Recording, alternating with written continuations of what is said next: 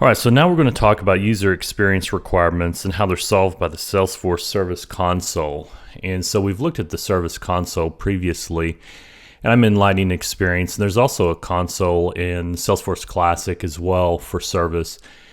And some of these user experience requirements that are solved by the Lightning console would be to be able to get to information quickly with less clicks. And so the console is designed so that you can go from case to case, for example, and to keep things open and reachable with just via one click. And so you notice we've got these three different cases in this list view, and this is a custom list view. And I'll show you how to add these in Salesforce and how to add them to the console in later lecture.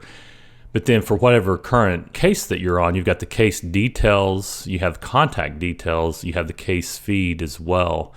And you also have some chatter functionality. And this actually goes on to the right quite a bit more.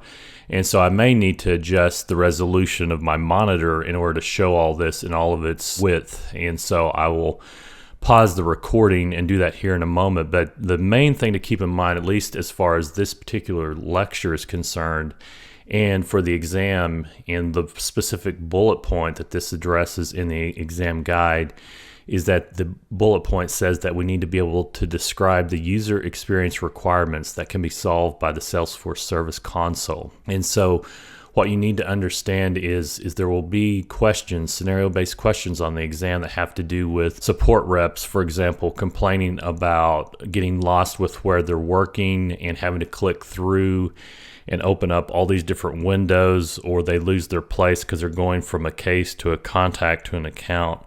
And so all of that user experience issues can be solved by implementing the console. And as you can see here, you can get to these different cases very easily and keep them open through these tabs.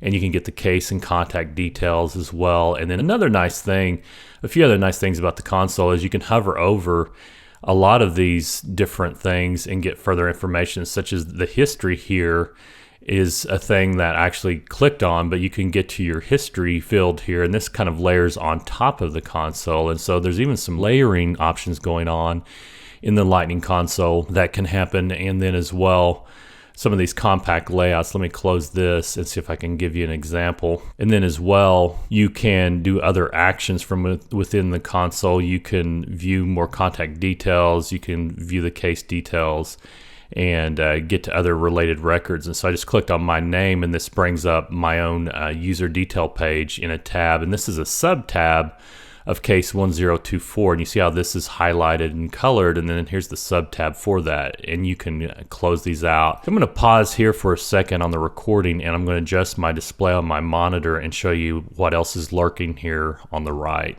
Okay, so now here is the Lightning Service Console with all the width displayed. It's going to be harder for you to read this particular text here because I've had to change the resolution on my monitor.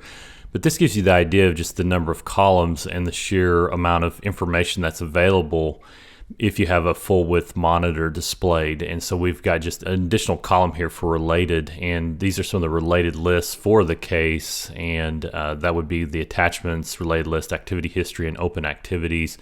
And so with just a click of the mouse, you can move from case to case, and all these different panels update as well. It's very nice functionality. You can click the down arrow here and force refresh a tab. You can also close tabs or pin a tab as well, and that will lock that into place so that it's just pinned right there. And so I'm going to unpin that tab. Click the X to close it, for example. You can change the list views that you display here on the left to just show all your open cases or recently viewed cases. These are pretty much going to be the same because I've been working in the same cases here. I'm going to look at all closed cases, and you can see a lot of the closed cases, and you could open those by clicking on them. And so this is the Lightning Experience Service Console, and so the user requirements that are solved by this are just having to do with a better user experience and less clicks and not losing your place. And I did mention as well that we would also look at the Service Console in Salesforce Classic. And so if we switch to Salesforce Classic, and I know the resolution is going to be out of whack a little bit here,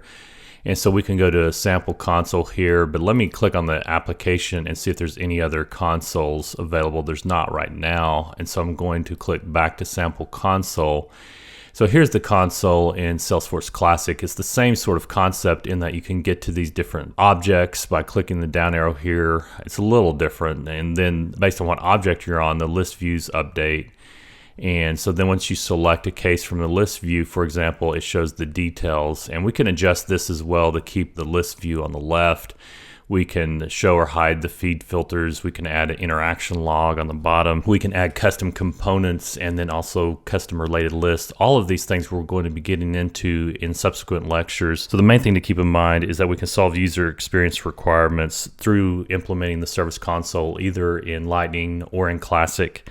And so next, we're going to be looking at adding some custom list views to the Service Console.